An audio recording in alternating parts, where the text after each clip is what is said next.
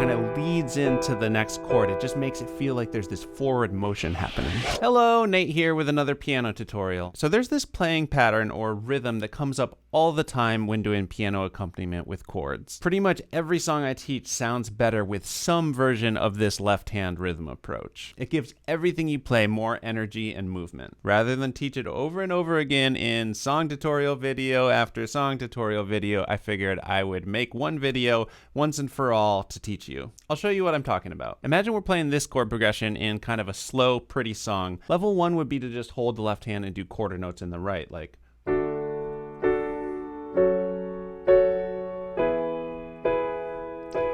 sounds okay, but it sounds a lot cooler like this.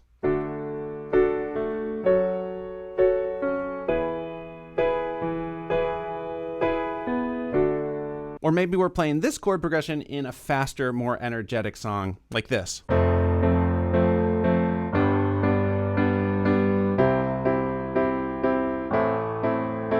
Sounds good, but it sounds cooler like this.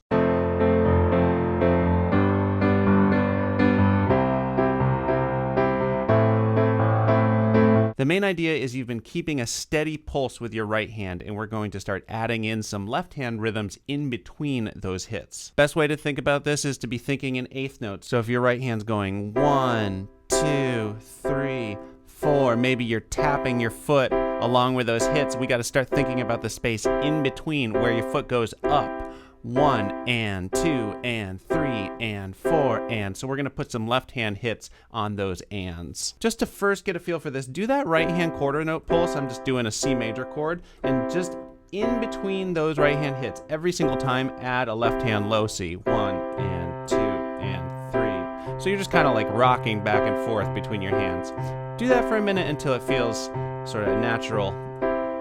Once you got the hang of that, we're going to thin out the left-hand part to only do those alternating rhythms on the and after 2 and the and after 4. We're also going to hit it once just when we start the sequence. 1, 2, and 3, 4, and 1, 2, and 3, 4, and 1, 2, and 3, 4, and. Once you get the hang of that, you can try doing it with a chord change. So maybe let's go back and forth between a measure of C and then a measure of E minor. You know how when we started that on beat 1, we hit with our hands together, and then from there on, we were just doing the left hand on the and after 2 and the and after 4? We're gonna hit the hands together like that anytime you're landing on a new chord. So it's gonna look like this. 1, 2, and 3, 4, and 1, 2, and 3, 4, and together, right, left, left, together, right, right, left, together,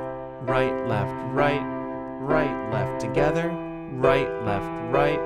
right, left. You can also thin it out a little bit more and only do the downbeat of the measure and then the and after 4 leading into the new measure. 1, 2, 3, 4, and 1, 2, 3, 4, and 1. So just that hit on the and after 4 kind of leads into the next chord. It just makes it feel like there's this forward motion happening. Side note, I'm smoothing out this chord progression by holding down my sustain pedal with little lifts every time the chord changes. Check out my video on the sustain pedal if you want to learn more. A really nice way to apply this that sounds super pretty is if you're doing fifths in the left hand. So that's like basically your left hand plays the same chord your right hand's playing, but we leave out that middle note. It's just the outside notes. Gives your left hand options for a little bit more variety. So let's go back to that chord progression I mentioned in the beginning. We're going to hit together with the fifths on 1, 1, 2, and for that offbeat hit, the and after 2, we're just going to do the thumb on the fifth, the higher note. 1, 2, and then we move to the new chord. Now, I mentioned that rule of hitting the hands together whenever you land on a new chord. It doesn't have to be at the beginning of the measure. Here it's in the middle of the measure, but we're going to hit the hands together on beat 3. 1, 2, and 3, 4, and. So there's that alternating left hand hit again where I just do the thumb leading in to the next chord, which I'm going to hit hands together. 1, 2, and 3, 4, and 1, 2, 2. Now on this E, I'm going to keep the same rhythm going. Maybe in the middle of this measure, I will do the bottom note instead of the top note, and then I'll use the top note again with the thumb when I'm going to lead back. So then the ear starts to kind of hear the high note with the thumb as announcing a chord change. So 1, 2, and 3, 4, and 1, 2, and 3, 4, and 1, 2, and 3, 4, and 1, 2, and 3, 4, and 1. Just to cover all my bases here, sometimes you might be playing a chord progression that sounds just like this, but the way you're counting it is in double time. So you're thinking like a fast 1, 2, 3, 4, 1, 2, 3, 4, 1, 2, 3, 4, 1, 2, 3, 4. In which case your right hand pulse might be 1, 2, 3, 4, 1. In that case, it's actually a little easier to think about where the left hand hits because you would hit it on 1 and 4. You're still just whatever pulse your right hand is playing, your left hand is just playing right in the middle of those hits.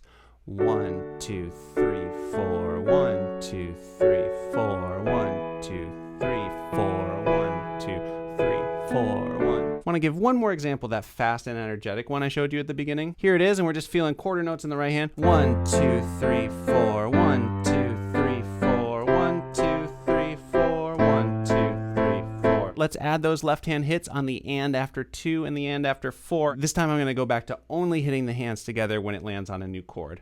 1, 2, and 3, 4, and 1, 2, and 3, 4, and 1, 2, and 3, 4, and 1, 2, and 3, 4, and. Try it slow if you're still getting the hang of this rhythm.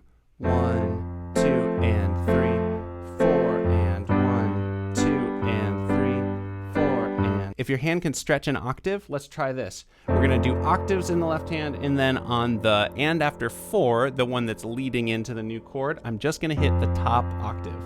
1, 2, and 3, 4, and 1, 2, and 3, 4, and 1, 2, and 3, 4, and 1, 2, and 3, 4, and 1. Just gives us some nice variety, some spice.